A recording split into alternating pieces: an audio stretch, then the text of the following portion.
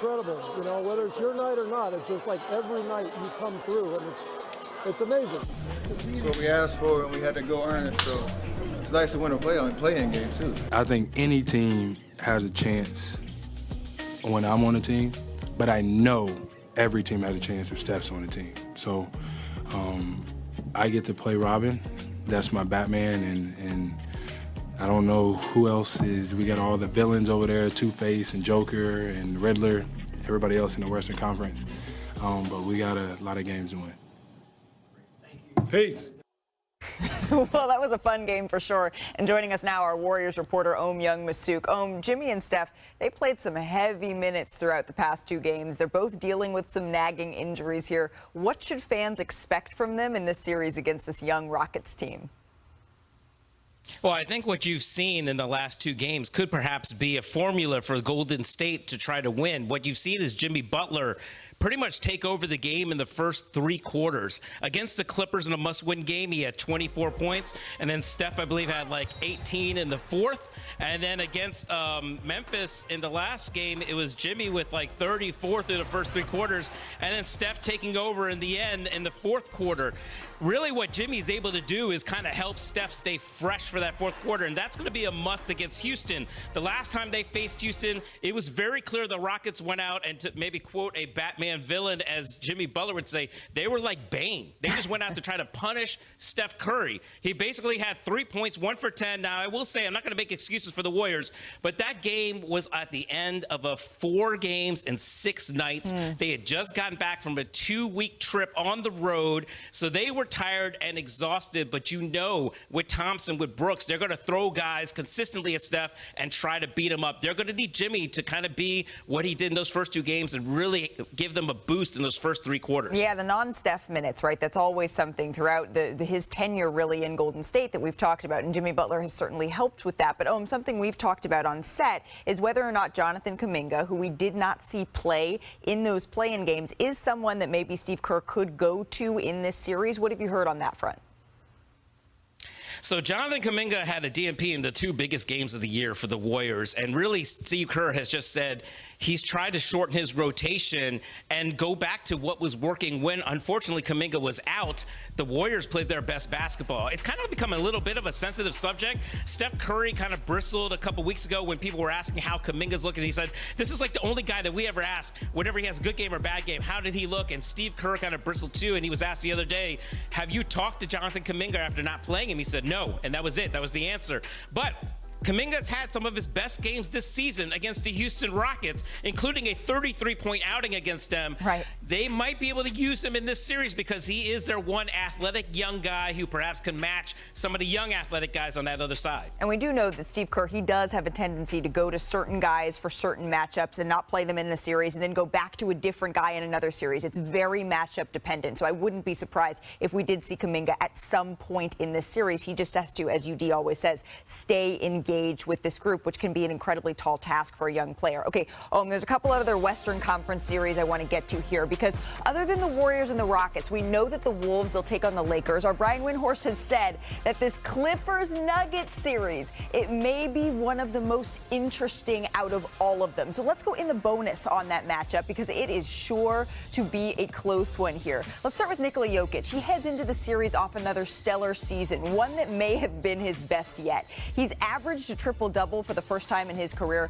making him the 3rd player to do so, joining Oscar Robertson and his teammate Russell Westbrook. As for the Clippers, Kawhi Leonard has played well heading into the postseason. We know Kawhi, he raises his game in the playoffs. Since joining the Clippers, he averages over 28 per game in the playoffs, 7th best in the NBA since 2020. Now, another matchup to keep an eye on here is actually on the sidelines. Ty Lue is a championship coach, has over 700 games of experience under his belt, while David Adelman, making his playoff debut, only has coached 3 games in his career to this point. So this UD is certainly going to be a little bit of a chess match here. We should break it down, but especially the battle of the big men here. What are you watching? Something that is very rare in today's NBA. I think this series is going to come down to the bigs. So I'm watching Big Zoo go against Big Joker right here. So right now I'm looking at this matchup, and we watch what Zoo covers. He zones this pick and roll right now with Westbrook. It's a deep zone because Westbrook's not a shooter. Helps James on the drive and covers 16 feet to stop the shot and stay in the play. This is very, very underrated for a 7-foot, almost 300-pound guy and contest the shot without fouling right here. This is why he's one of my guys that I can say can really be Defensive Player of the Year. Now we come down to the second clip. Joker on Zubac.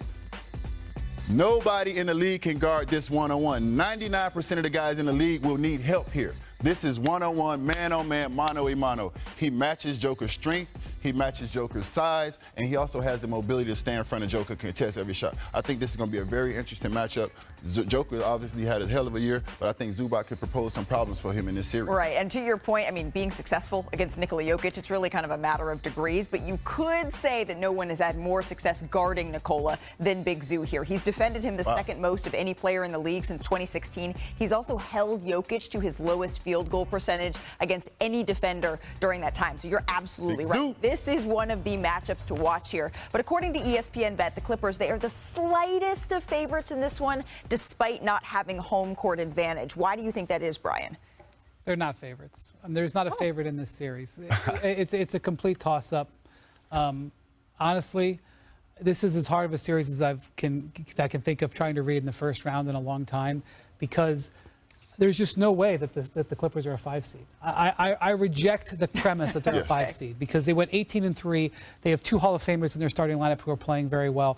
Zubac is playing the best basketball of his career. They have excellent coaching, and they're going up against a team that, when Jamal Murray and Jokic are healthy, are pretty much unbeatable. And if you are going to beat them, it's going to take a Herculean effort.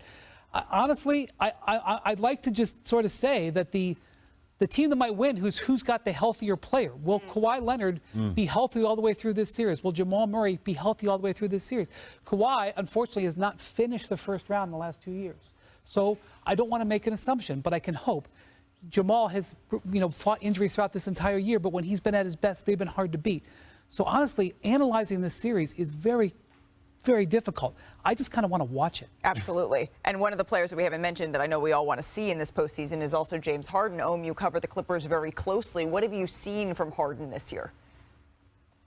In talking to Clippers people, the one thing they talk about really, besides his play this season, and remember, he kept the Clippers together when Kawhi Leonard was out for the first 2+ months, really got Norm Powell going, and you have to credit a lot of what Zubac is doing to James Harden. They've worked a lot of hours off the court with their pick and rolls. James Harden has taken a leadership role behind the scenes. From when I talked to a lot of Clipper sources, he's gotten the team together for numerous outings. He's kind of taken an ownership stake in this team, and I think that's why you've seen him play better. He's averaged 26 points, 10 assists, 6 rebounds, 40% three-point shooting in the month of April. You saw him hit 2 huge threes at the start of overtime in that must-win game over the Warriors.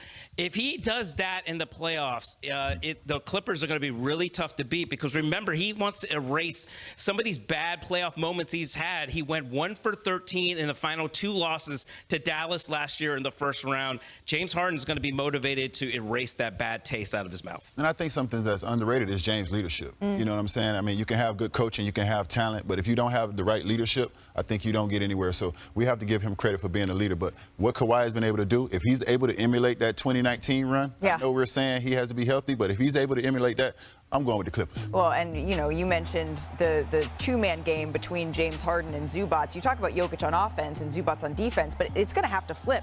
And Jokic getting brought into the Zubac-Harden pick and roll is going to be something that's interesting to watch. Remember, the Clippers, they ended the season on an 8-game winning streak. They won 10 of their last 11. They are firing on all cylinders heading into the playoffs. And we started off with a quadruple header of game ones for you on ESPN and ABC. You see a 4-5 matchup, the Bucks, the Pacers, that's at 1 Eastern, the Clippers, the Nuggets, the Pistons, the Knicks, and then the Lakers, they host the Timberwolves. Our coverage begins with NBA Countdown. Still to come on NBA Today, are we about to start, Khi bình thường và khi không bình thường. Chà xít.